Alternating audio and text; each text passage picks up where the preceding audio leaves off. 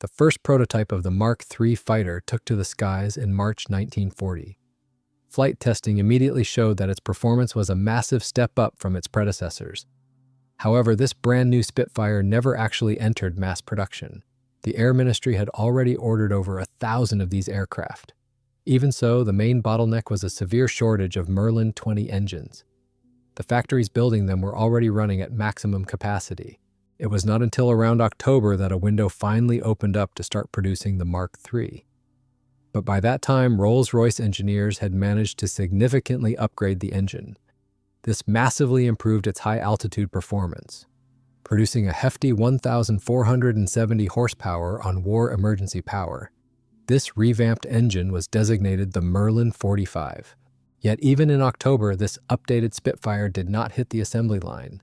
The numbers were clear. Calculations showed that launching an entirely new model would seriously slow down overall production rates, and the front lines needed combat aircraft in huge numbers right then and there. That is when chief designer Joseph Smith made a brilliantly simple decision. He suggested dropping the powerful new engine into the proven, already in production airframe of the older Mark I. They decided to phase in all the other successful design improvements gradually. They did this just so they would not disrupt the critical delivery schedule for these fighters. This new version of the Spitfire received the designation Mark V. Meanwhile, they decided to save the Mark IV name for a completely different project. It was an aircraft powered by the new Griffin engine. This platform would eventually give birth to the production Mark XII fighter. The arrival of the Mark V could not have been timed better. A highly capable new variant of the German Bf 109F had just appeared on the front lines. At extreme altitudes above 36,000 feet, this German fighter was practically untouchable. And even at lower altitudes, the older Spitfire variants were noticeably outclassed by this formidable opponent. The very first Mark V prototype was built using a standard production Mark I airframe. To safely mount the powerful new engine, engineers had to reinforce the engine mount. They also had to add a new higher capacity oil cooler. This changed the visual profile of the aircraft too. It swapped the familiar semi-circular cooler for one with a completely circular cross-section. Production of this variant was spun up surprisingly fast.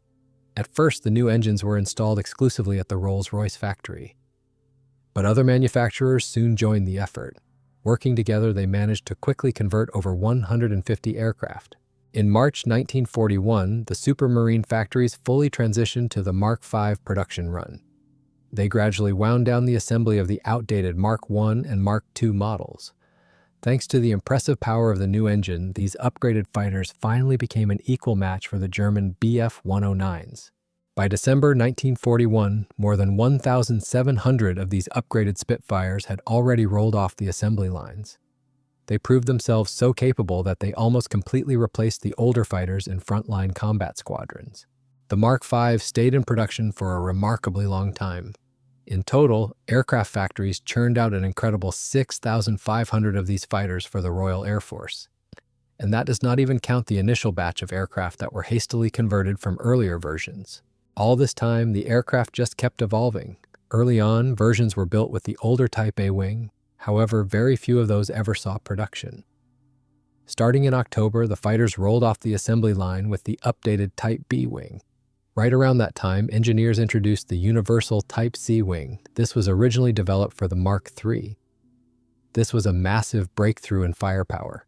The new wing could house either 4 powerful 20mm cannons.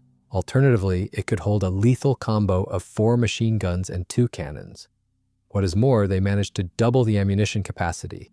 It jumped from 60 up to 120 rounds per cannon. On top of that, all the new aircraft received updated landing gear. The wheels were raked further forward. This made takeoffs, and more importantly, landings a whole lot safer for the pilots. Over time, these legendary Spitfires started reaching squadrons based well beyond the British Isles. Most notably, they were deployed to the scorching North African theater. These harsh new climate conditions demanded urgent modifications to the engine. The problem was the carburetor air intake, which sat right under the nose. In brutal desert conditions, it was highly vulnerable to blowing sand and dust. Without a dedicated air filter, the engine service life was cut almost in half. This was something completely unacceptable in combat. To fix this, engineers adopted the Vaux filter. This had already proven successful on other aircraft. They housed it inside a special fairing that blended into the lower engine cowling. This gave the plane a prominent chin, and that is how the special tropical variant of the Spitfire came to be. A little later, mechanics at the British Air Base in Abu Qir, Egypt, engineered an even more compact version of this dust filter. They built it right out of their field workshops. This was a huge improvement.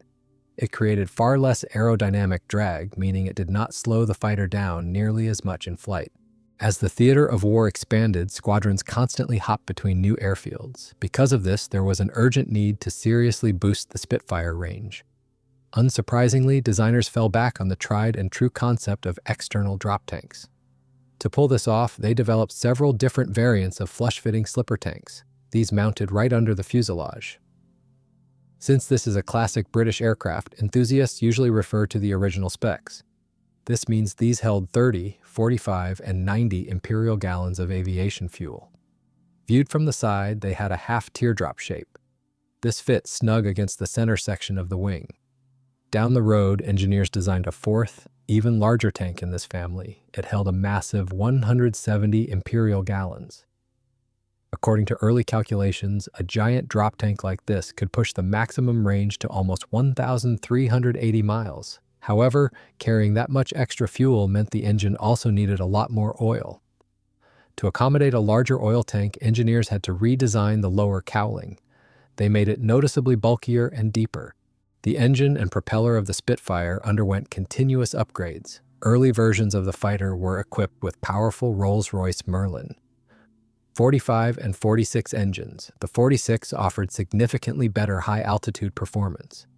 At first, this was enough, but everything changed in 1942 with the arrival of a formidable new adversary over the front lines. This was the German Focke-Wulf FW190A. Pilot reports made it clear that the new German aircraft easily outperformed its British rival. This happened in dogfights at low and medium altitudes. To counter this threat, Spitfires were fitted with updated engines featuring modified carburetors. Their main advantage was that they kept the engine running flawlessly during extreme maneuvers and negative G loads. This prevented the engine from cutting out when the aircraft was pushed hard. These included the new Merlin 50, 55, 50A, and 56 variants. To optimize performance for intense low and medium altitude combat, engineers developed a dedicated engine series. By cropping the supercharger impeller, they allowed the engine to deliver its maximum power much closer to the ground. To make the fighter more agile and significantly boost its roll rate during tight maneuvers, designers took a radical step. They literally clipped the wings. The wingspan was reduced from 36 feet 10 inches to 32 feet 2 inches. To achieve this, the iconic elliptical wingtips were simply replaced with squared-off fairings. Thanks to these changes, highly specialized variants emerged. These included the LF for low-altitude dominance, the standard F for medium altitudes, and the HF for high-altitude interception. Another serious issue surfaced during combat operations. On early Spitfires, during high-speed maneuvers, aerodynamic pressure caused the fabric covering on the ailerons to balloon. This catastrophically degraded the aircraft handling. It dropped aileron effectiveness by a massive 65%. This was something that could easily cost a pilot their life. Because of this, the unreliable fabric was replaced with a rigid metal skin on newer variants. Upgrades were also made to the cockpit. The sliding canopy was replaced with a blown design. This bulged shape significantly improved the pilot field of view. It let them keep a much better eye on their 6 o'clock during a tense dogfight. Even the engine exhaust stubs were redesigned with a more aerodynamic profile. This earned them the nickname fishtail exhausts from mechanics and pilots. Late production. Mark Vs that rolled off the assembly line in 1943 had a few notable differences from earlier blocks. Instead of the usual rectangular rearview mirror, pilots received a round one housed inside a streamlined fairing. The windscreen featured internally mounted armored glass and flat side panels to prevent optical distortion in the heat of battle. Beyond that, engineers installed individual exhaust stubs instead of paired ones. They also extensively used flush riveting across the airframe to reduce parasitic drag. Initially, the Spitfire Mk V was designed purely as a day fighter and high-speed interceptor. However, during its service with the RAF, its combat role seriously expanded. In 1942, clever mechanics in forward airfield workshops figured out how to fit the aircraft with bomb racks. This helped pioneer the fighter-bomber role for the airframe. By the very next year, Supermarine developed a factory-standard bomb armament kit. With this kit, the aircraft could carry either two 250-pound bombs under the wings or a single 500-pound bomb mounted under the fuselage on the drop tank hardpoint. As long as there was a real threat of a German invasion of England, all available Spitfires were held back strictly for home defense. By 1941, however, military command realized these aircraft would eventually be needed in other theaters of operation. At the time, the heaviest fighting was unfolding in the hot deserts of North Africa. There, the British ran into a major problem. Fine sand and dust were chewing up engines incredibly fast. To fix this, engineers experimented with fitting a specialized tropical air filter to the carburetor of the Mk V. The modification worked so well that they started installing it right on the assembly line for all aircraft headed overseas. The first variant purpose-built for this was the Mk V. It took to the skies in early 1942. As a result, most Mk V and Mk V fighters built after July of that year came factory equipped with this tropical gear. In March, the intensity of enemy bombing raids on the island of Malta reached a critical point. The defenders desperately needed new Spitfires to effectively counter the Luftwaffe and the Italian Air Force. Under those extreme conditions, the only way to deliver the aircraft was to launch them from aircraft carriers. This was only possible thanks to the use of brand new 108-gallon drop tanks. These tanks pushed the range of the fighters to the absolute limit. During March, the first 34 Mk Vs arrived. They reinforced the handful of surviving hurricanes from the two local squadrons. Massive reinforcements followed in April and May. During this time, the USS Wasp and HMS Eagle delivered another 126 fighters to the island. 3 new squadrons also arrived to help defend Malta. Operations to supply the Mk V-B and Mk V-C variants continued right up until November. Meanwhile, out in the desert, the British 8th Army was forced to retreat into Egypt. To back them up, the 145th Squadron was rushed in from England. Their planes took off from West Africa. By June 1st, they were already locked in fierce combat.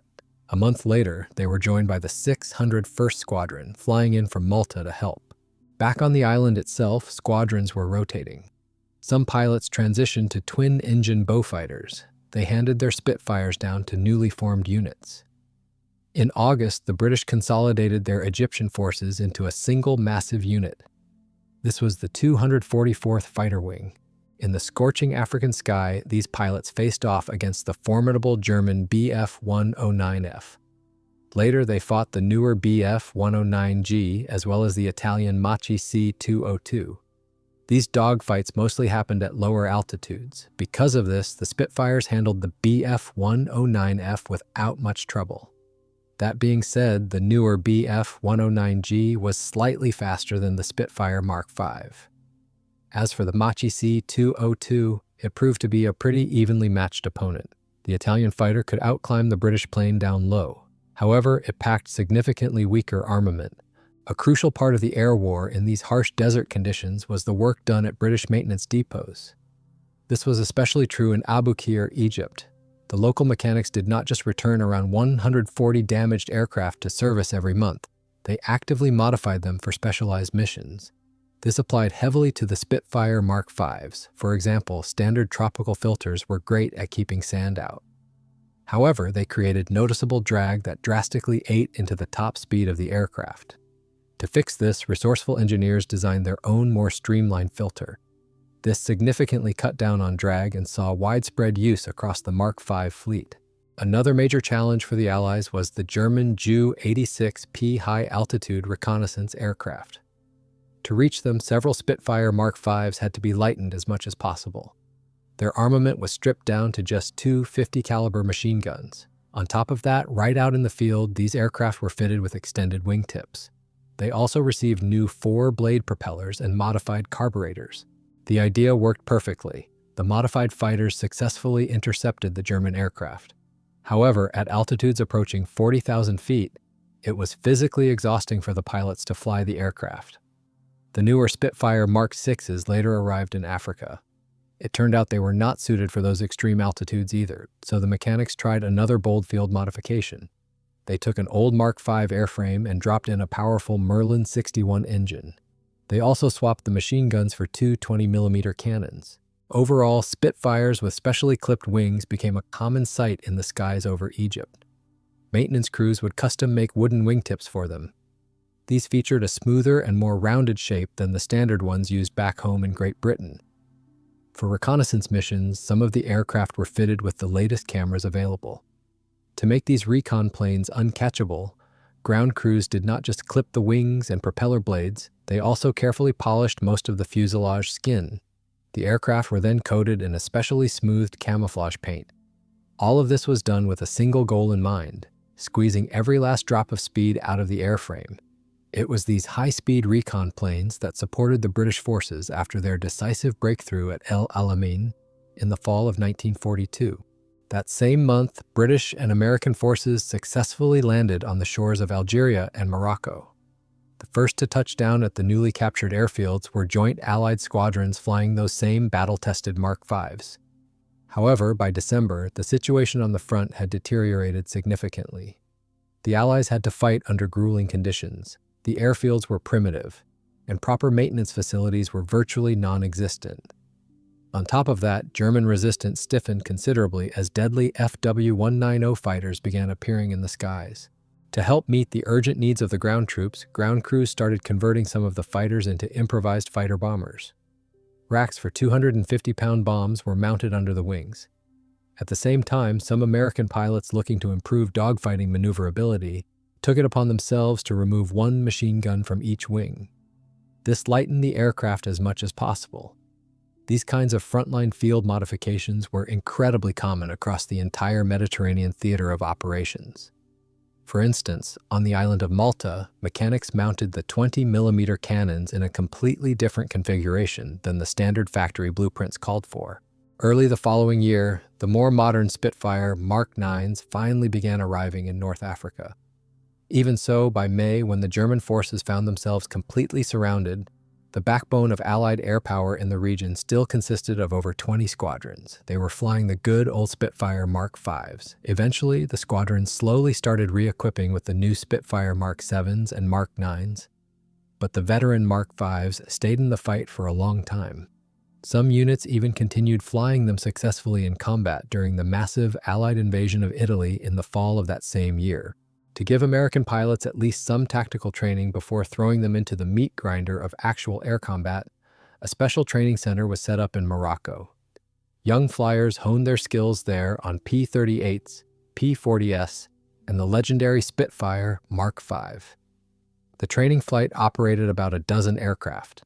The one belonging to the chief instructor probably had the flashiest paint job of the entire war. The airplane was painted completely in a brilliant blue.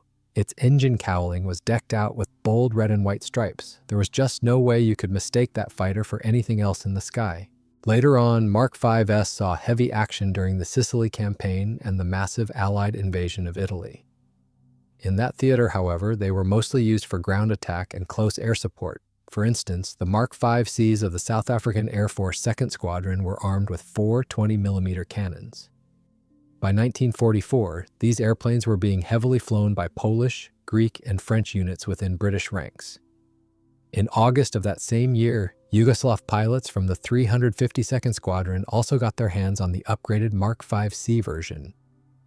Another famous outfit that flew these aircraft was the GC-27 fighter group from the Free French Air Force. Starting in December 1944, British squadrons began a massive transition to much more modern equipment. Because of this, by March 1945, Greek and Yugoslav pilots were the only ones left in the Mediterranean. They were still flying combat missions in the Spitfire Mark V. At the same time, these legendary fighters started being transferred to other air forces around the world.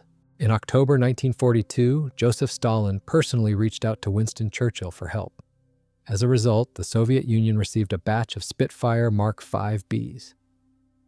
The British rushed these over from their reserves in the Middle East.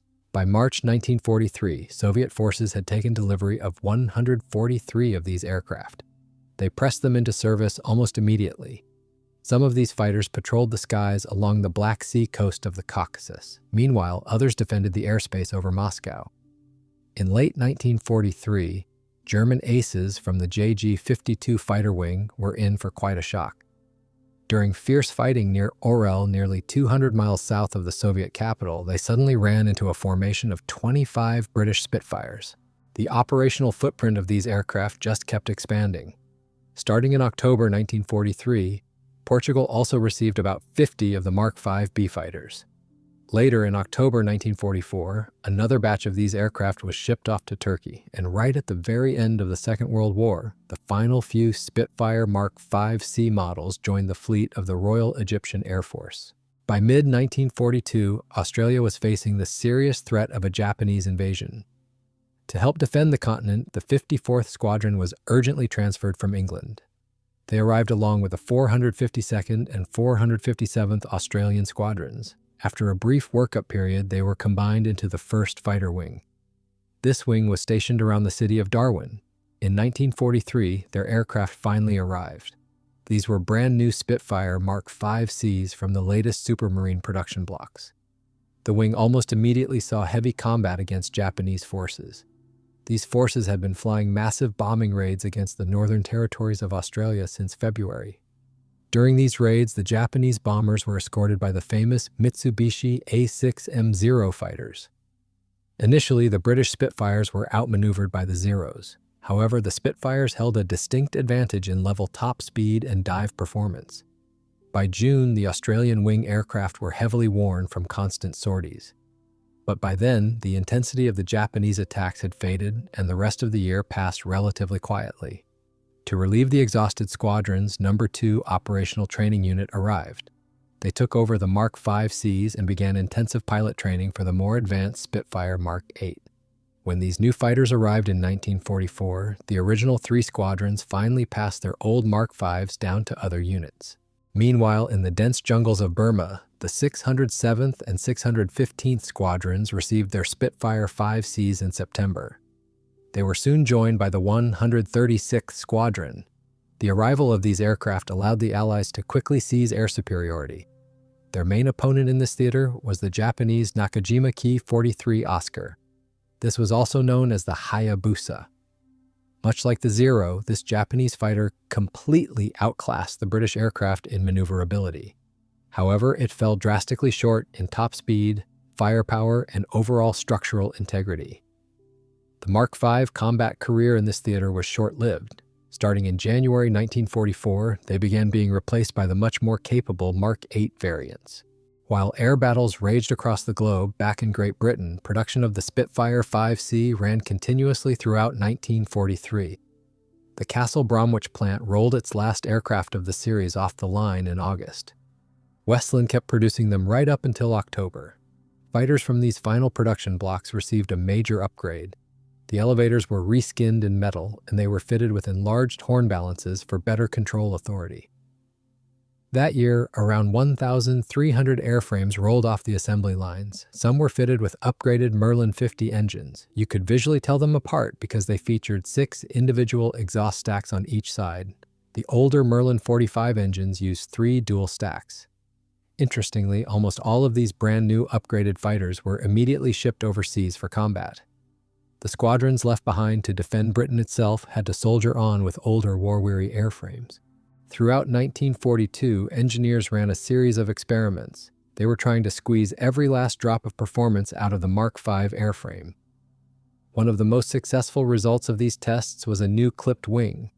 This was first tested on the Mark V B variant. This modification significantly boosted the aircraft roll rate and dive speed. It put its performance on par with the German FW-190 at lower altitudes. It was powered by heavily modified Merlin engines optimized for low-level flight, specifically the 45M, 50M, or 55M variants. This updated fighter was designated the Spitfire LF Mark V. Most of these aircraft featured a B-type wing. They were created by converting existing airframes rather than being built from scratch. Theoretically, this upgraded fighter was more or less on par with the formidable FW-190. In practice, however, most pilots openly disliked this aircraft. In conversation, the flyers often joked around. They called it clipped, cropped, and clapped out. The word cropped hinted at the cropped supercharger impeller of the Merlin M series engine. Clapped out was a direct reference to the increasing age of the design itself. By the way, in some military units, this aircraft was often mistakenly designated as the Mark V. In a desperate attempt to squeeze out maximum flight speed, mechanics in some squadrons even meticulously polished the airframes of their planes to a mirror shine. In the spring of 1943, these fighters were mostly used for ground support. They were also used for low-altitude escort for American medium bombers. This was all part of the massive buildup for the Allied invasion of France. This finally launched in June 1944.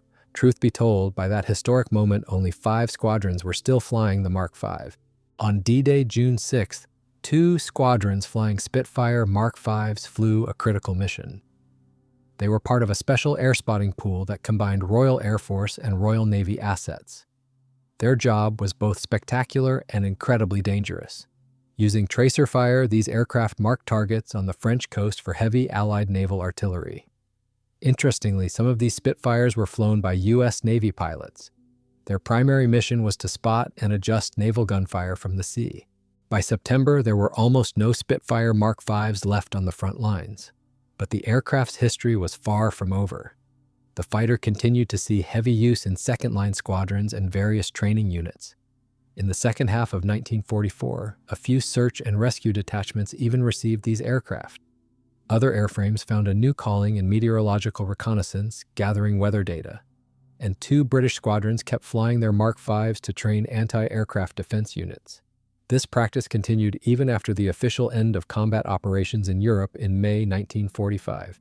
One of the most interesting and final experimental modifications was an attempt to convert a few Mark V airframes into target drones.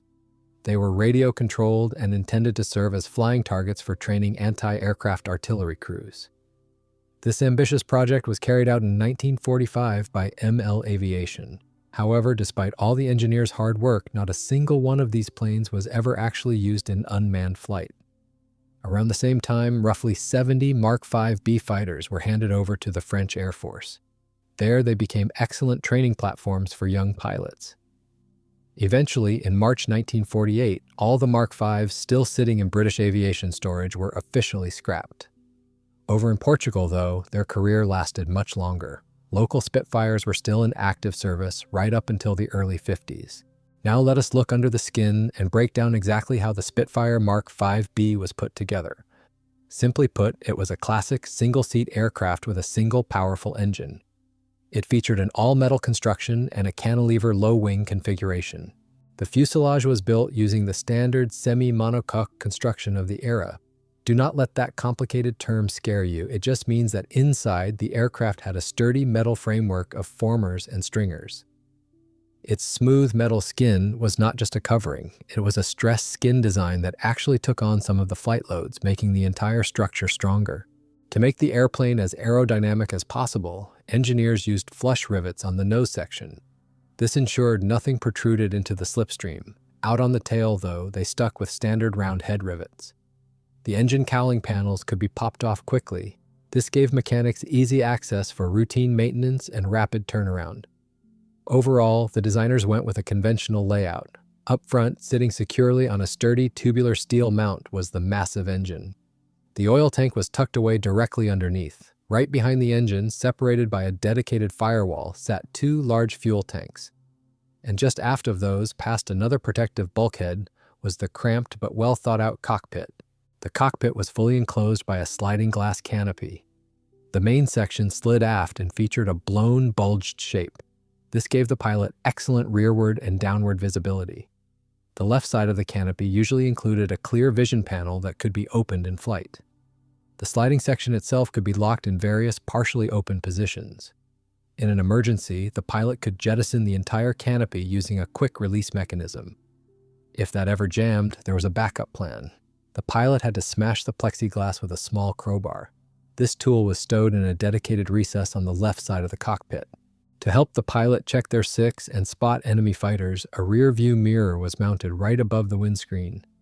The windscreen itself used flat glass panels on the front and sides to prevent optical distortion. The center section was incredibly tough. It was built from armored glass that was 1.5 inches thick. Right in front of the pilot was the instrument panel. It housed all the essential flight instruments and engine gauges. Mounted prominently on the coaming above the panel was the reflector gun sight. The cockpit layout was logical. On the left side was the throttle quadrant, radio controls, and trim wheels. Over on the right side, you would find the fuel system valves, the landing gear lever, and the control panel for the IFF system. This system identified the aircraft to friendly radar. An interesting feature was the control stick. It used an articulated design. This meant the upper section was hinged for better ergonomics in the tight cockpit. At the top of the grip was a 3-position switch for the aircraft's guns. The rudder pedals also had a unique feature. They were dual level. During cruise flight, the pilot rested their feet on the lower pedals, but in a dogfight, the plane required aggressive maneuvering and heavy control inputs. For this, the pilot shifted their feet up to the upper pedals for maximum leverage. The pilot seat was made from a strong, lightweight material called Bakelite. Instead of a standard cushion, the seat bucket was designed so the pilot sat directly on their seat pack parachute. To protect the pilot's head and back from enemy fire, an armored backrest and headrest were mounted behind the seat. These were cut from solid armor steel roughly 1/4 inch thick. To protect the cockpit in case the aircraft flipped over on the ground, it featured a dedicated rollover bar. This was actually a massively reinforced fuselage frame. Just behind the pilot's seat, engineers installed an auxiliary fuel tank along with various radio components and complex electrical gear. From there, the fuselage flowed smoothly into the empennage. It blended seamlessly into the vertical stabilizer. The aircraft's wing had an iconic, beautiful elliptical planform. It was relatively thin, with a slight dihedral toward the tips. It was built in 3 main sections. These were a center section and 2 detachable outboard panels. The main spar was positioned close to the leading edge. Combined with the thick metal skin of the leading edge, it formed a highly rigid structure.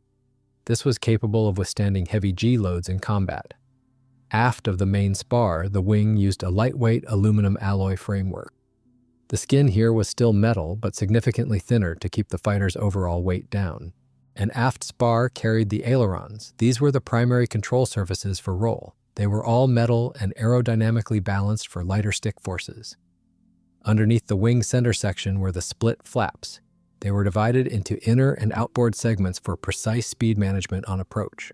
Interestingly, the wingtips came in 3 distinct styles. These were the classic rounded tips, clip tips with squared-off edges, or special extended pointed tips.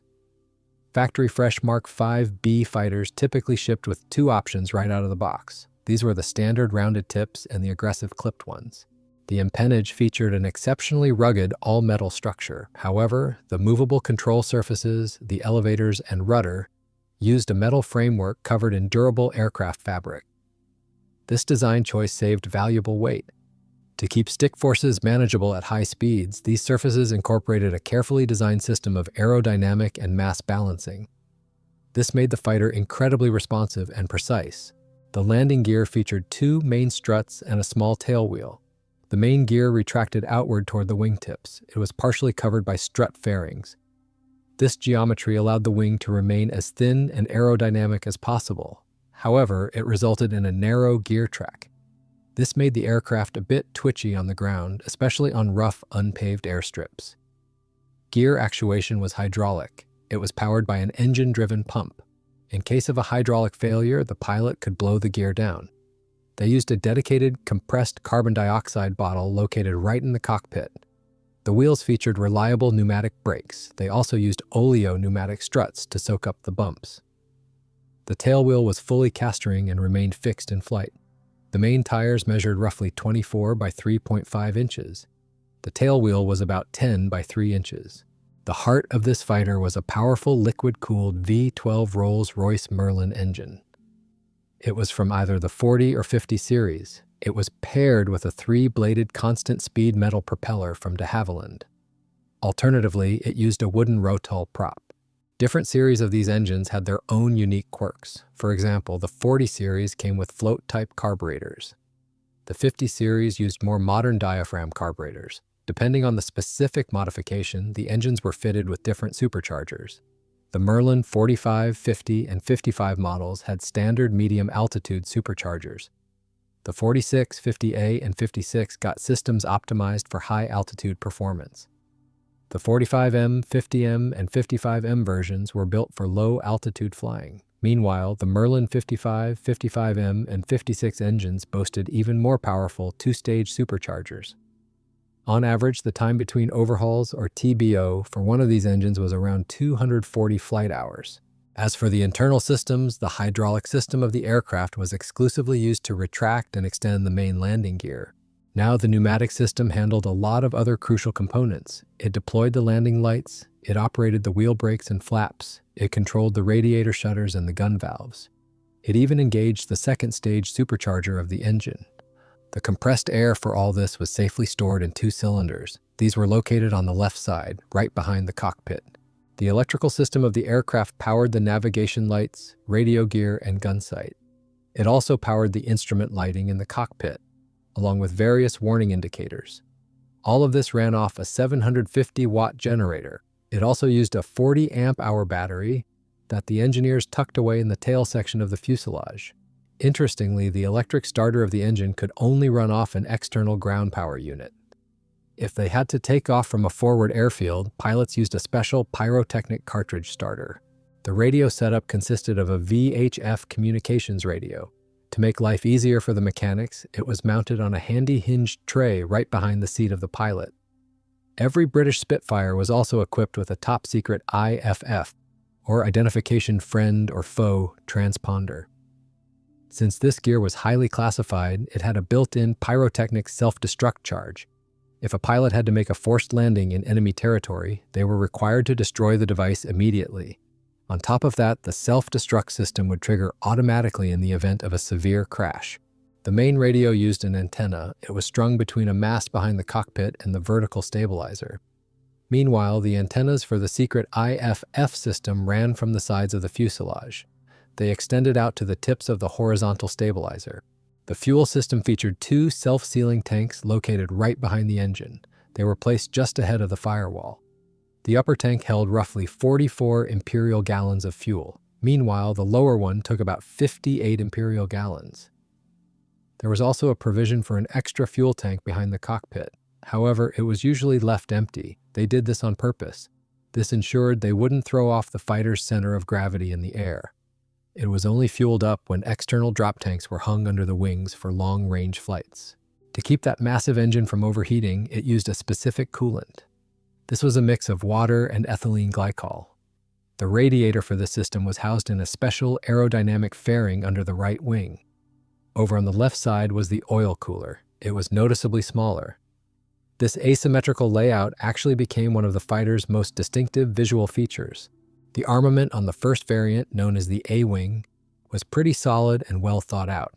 It consisted of 8 .303 caliber Browning machine guns. Each of these guns was belt-fed and carried 350 rounds of ammo. This gave the pilots the ability to lay down a sustained, heavy volume of fire. The next variant, the B model, packed even more firepower. Instead of just machine guns, they fitted it with 2 powerful 20mm British Hispano Mark I cannons. Each of these carried 60 rounds.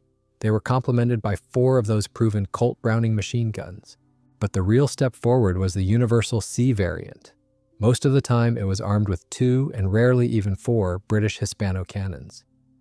But this time it had double the ammo, carrying 120 rounds per gun. When fitted with just 2 cannons, it would also carry 4 machine guns. The wing design actually allowed ground crews to revert to the old 8 machine gun setup from the earlier versions. But in practice, that combination was almost never seen in combat. This aircraft wasn't just built for dogfighting, it could successfully take on ground targets too. If needed, they could sling 2 250-pound bombs under the wings using special racks. On top of that, instead of a drop tank, you could mount another bomb on the center line. This could be either 250 or even 500 pounds. One interesting detail is that every single one of these variants came fitted with a gun camera. Mounted in the left wing root, it allowed pilots to clearly record their attacks. This gave them solid video proof of their kills. The designers also took the combat survivability of the aircraft and its pilot very seriously. Heavy armor plating protected the pilot, the fuel tanks, and key components of the cooling system. Depending on the specific variant, the total weight of this armor ranged from 152 to 193 pounds.